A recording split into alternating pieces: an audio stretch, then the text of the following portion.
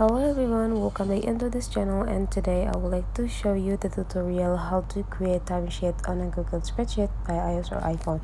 So first thing you have to do, you just need to go create a new documents, but here I already prepared to you. So I already prepared the several data or informations about the employee, when do they start their work and when do they finish their work.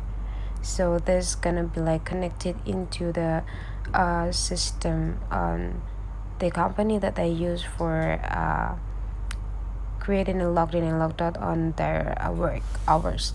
Okay, here I already have the name, logged in hours and logged out hours. So the next thing we have to do is calculating the working time, where how many hours they work in your company.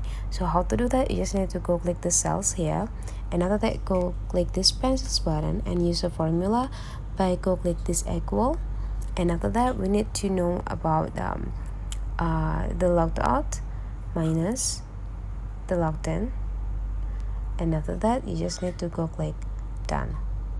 Means that the Ahmed worked for 8 hours, and now let's just autofill for the rest of the cells by block the rest of the cell and click that and just click autofill, and now we can see and we get the result for the working time for each employee.